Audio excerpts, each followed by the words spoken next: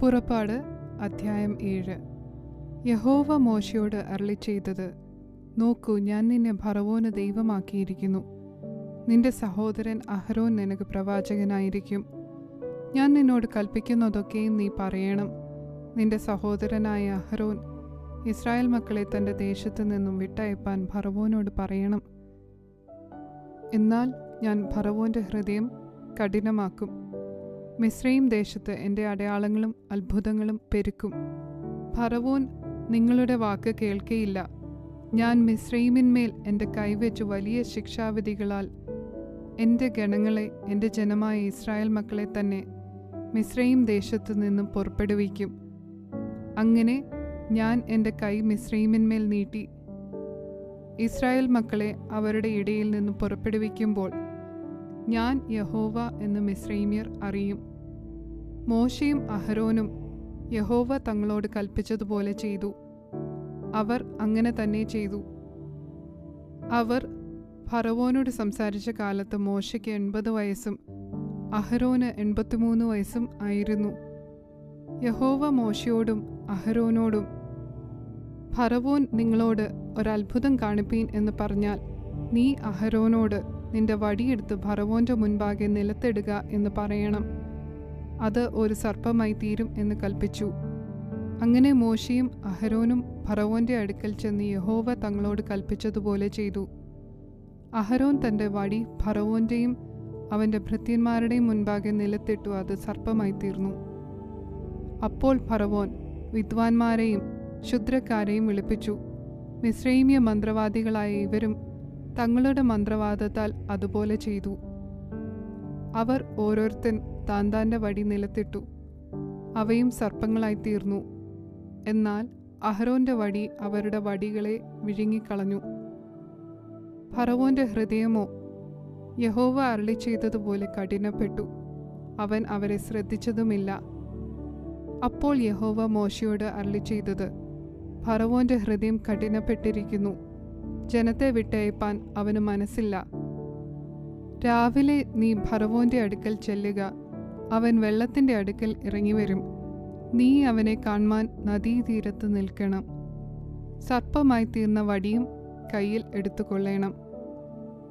അവനോട് പറയേണ്ടത് എന്തെന്നാൽ, മരുഭൂമിയിൽ എന്നെ ആരാധിപ്പാൻ എൻ്റെ ജനത്തെ വിട്ടയയ്ക്ക എന്ന് കൽപ്പിച്ചു.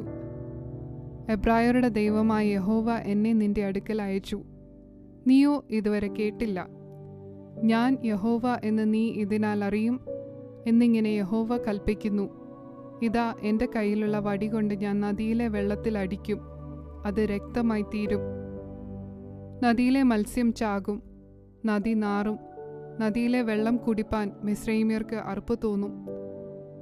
യഹോവ പിന്നെയും മോശയോട്, നീ അഹരോനോട് പറയേണ്ടത് എന്തെന്നാൽ, നിന്റെ വടി എടുത്തിട്ട് മിസ്രയീമിലെ വെള്ളത്തിന്മേൽ, അവരുടെ നദി, പുഴ, കുളം എന്നിങ്ങനെ അവരുടെ സകല ജലാശയങ്ങളുടെ മേലും കൈനീട്ടുക. അവ രക്തമായി തീരും. മിസ്രയീം ദേശത്ത് എല്ലായിടവും മരപാത്രങ്ങളിലും കൽപ്പാത്രങ്ങളിലും രക്തം ഉണ്ടാകും എന്ന് കൽപ്പിച്ചു. മോശയും അഹരോനും യഹോവ കൽപ്പിച്ചതുപോലെ ചെയ്തു. അവൻ ഫറവോൻ്റെയും അവൻ്റെ ഭൃത്യന്മാരുടെയും മുൻപാകെ വടി ഓങ്ങി നദിയിലുള്ള വെള്ളത്തിൽ അടിച്ചു. നദിയിലുള്ള വെള്ളം ഒക്കെയും രക്തമായി തീർന്നു. നദിയിലെ മത്സ്യം ചാകുകയും നദി നാറുകയും ചെയ്തു. നദിയിലെ വെള്ളം കുടിപ്പാൻ മിസ്രയീമ്യർക്ക് കഴിഞ്ഞില്ല. മിസ്രയീം ദേശത്ത് എല്ലായിടവും രക്തം ഉണ്ടായിരുന്നു. മിസ്രയീമ്യ മന്ത്രവാദികളും തങ്ങളുടെ മന്ത്രവാദത്താൽ അതുപോലെ ചെയ്തു. എന്നാൽ യഹോവ അരുളി ചെയ്തിരുന്നതുപോലെ ഫറവോൻ്റെ ഹൃദയം കഠിനപ്പെട്ടു. അവൻ അവരെ ശ്രദ്ധിച്ചതുമില്ല. ഫറവോൻ തിരിഞ്ഞു തൻ്റെ അരമനയിലേക്ക് പോയി. ഇതും അവൻ ഗണ്യമാക്കിയില്ല. നദിയിലെ വെള്ളം കുടിപ്പാൻ കഴിവില്ലായ്ക കൊണ്ട് മിസ്രയീമ്യർ എല്ലാവരും കുടിപ്പാൻ വെള്ളത്തിനായി നദിയരികെ ഒക്കെയും ഓലി കുഴിച്ചു. പുറപ്പാട് അധ്യായം 8. യഹോവ നദിയെ അടിച്ചിട്ട് 7 ദിവസം കഴിഞ്ഞപ്പോൾ മോശയോട് കൽപ്പിച്ചത്, നീ ഫറവോൻ്റെ അടുക്കൽ ചെന്ന് പറയേണ്ടത് എന്തെന്നാൽ, യഹോവ ഇപ്രകാരം അരുളിച്ചെയ്യുന്നു, എന്നെ ആരാധിപ്പാൻ എൻ്റെ ജനത്തെ വിട്ടയയ്ക്ക. നീ അവരെ വിട്ടയപ്പാൻ സമ്മതിക്കുകയില്ലെങ്കിൽ ഞാൻ നിന്റെ രാജ്യത്തെ ഒക്കെയും തവളയെക്കൊണ്ട് ബാധിക്കും. നദിയിൽ തവള അനവധിയായി ജനിക്കും. അത് കയറി നിന്റെ അരമനയിലും ശയനഗ്രഹത്തിലും കട്ടിലിന്മേലും നിന്റെ ഭൃത്യന്മാരുടെ വീടുകളിലും നിന്റെ ജനത്തിന്മേലും അപ്പം ചുടുന്ന അടുപ്പുകളിലും മാവ് കുഴയ്ക്കുന്ന തൊട്ടികളിലും വരും. തവള നിന്റെ മേലും നിന്റെ ജനത്തിന്മേലും നിന്റെ സകല ഭൃത്യന്മാരുടെ മേലും കയറും. യഹോവ പിന്നെയും മോശയോട്, മിസ്രയീം ദേശത്ത് തവള കയറുവാൻ നദികളിന്മേലും പുഴകളിന്മേലും കുളങ്ങളിന്മേലും വടിയോടുകൂടെ കൈനീട്ടുക എന്ന് നീ അഹരോനോട് പറയണം എന്ന് കൽപ്പിച്ചു. അങ്ങനെ അഹരോൻ മിസ്രയീമിലെ വെള്ളങ്ങളിന്മേൽ കൈനീട്ടി തവള കയറി മിസ്രയീം ദേശത്തെ മൂടി. മന്ത്രവാദികളും തങ്ങളുടെ മന്ത്രവാദത്താൽ അതുപോലെ ചെയ്തു. മിസ്രയീം ദേശത്ത് തവള കയറുമാറാക്കി.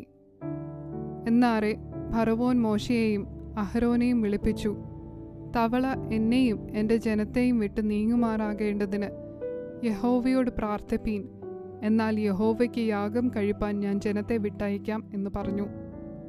മോശ ഫറവോനോട്, തവള നിന്നെയും നിന്റെ ഗ്രഹങ്ങളെയും വിട്ടു നീങ്ങി നദിയിൽ മാത്രം ഇരിക്കേണ്ടതിന് ഞാൻ നിനക്കും നിന്റെ ഭൃത്യന്മാർക്കും നിന്റെ ജനത്തിനും വേണ്ടി എപ്പോൾ പ്രാർത്ഥിക്കണം എന്ന് എനിക്ക് സമയം നിശ്ചയിച്ചാലും എന്ന് പറഞ്ഞു. നാളെ എന്ന് അവൻ പറഞ്ഞു. ഞങ്ങളുടെ ദൈവമായ യഹോവയെപ്പോലെ ആരുമില്ല എന്ന് നീ അറിയേണ്ടതിന് നിന്റെ വാക്കുപോലെ ആകട്ടെ. തവള നിന്നെയും നിന്റെ ഗ്രഹങ്ങളെയും നിന്റെ ഭൃത്യന്മാരെയും ജനത്തെയും വിട്ടുമാറി നദിയിൽ മാത്രം ഇരിക്കും എന്ന് അവൻ പറഞ്ഞു. അങ്ങനെ മോശയും അഹരോനും ഫറവോന്റെ അടുക്കൽ നിന്ന് ഇറങ്ങി.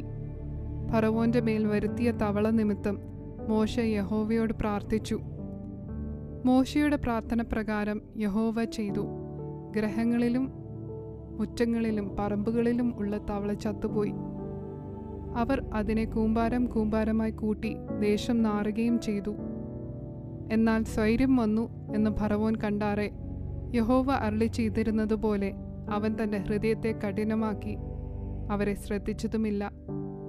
അപ്പോൾ യഹോവ മോശയോട്, നിന്റെ വടി നീട്ടി നിലത്തിലെ പൊടിയെ അടിക്ക എന്ന് അഹരോനോട് പറക, അത് മിസ്രയീം ദേശത്ത് എല്ലായിടവും പേൻ ആയിത്തീരും എന്ന് കൽപ്പിച്ചു.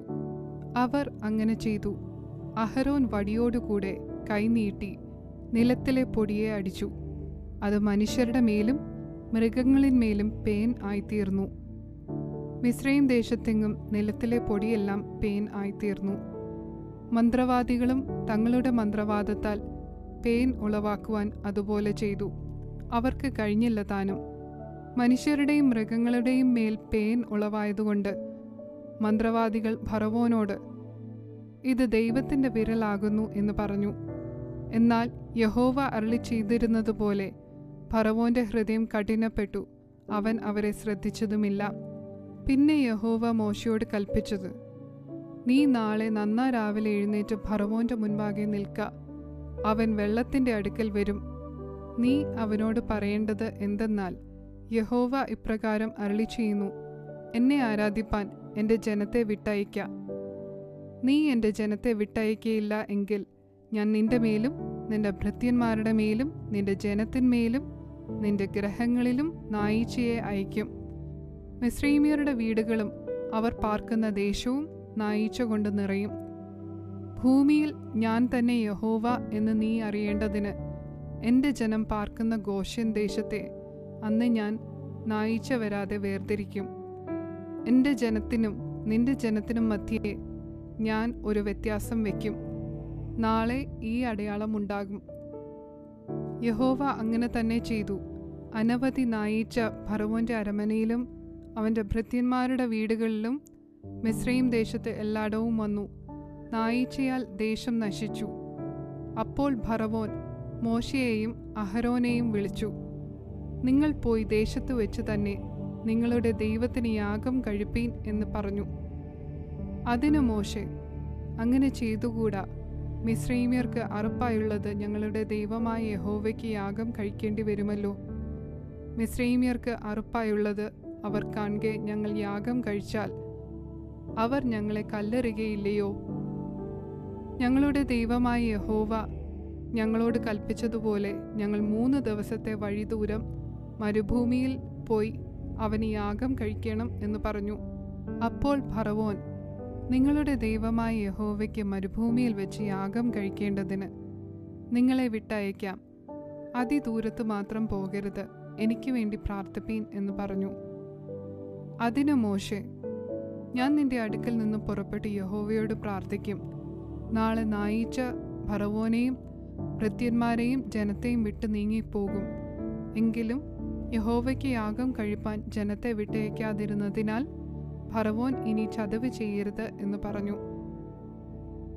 അങ്ങനെ മോശെ ഫറവോന്റെ അടുക്കൽ നിന്ന് പുറപ്പെട്ട് യഹോവയോട് പ്രാർത്ഥിച്ചു. യഹോവ മോശയുടെ പ്രാർത്ഥന പ്രകാരം ചെയ്തു. നായീച്ച ഒന്നുപോലും ശേഷിക്കാതെ ഫറവോനെയും ഭൃത്യന്മാരെയും ജനത്തെയും വിട്ട് നീങ്ങിപ്പോയി. എന്നാൽ ഫറവോൻ ഈ പ്രാവശ്യവും തൻ്റെ ഹൃദയം കഠിനമാക്കി, ജനത്തെ വിട്ടയച്ചതുമില്ല.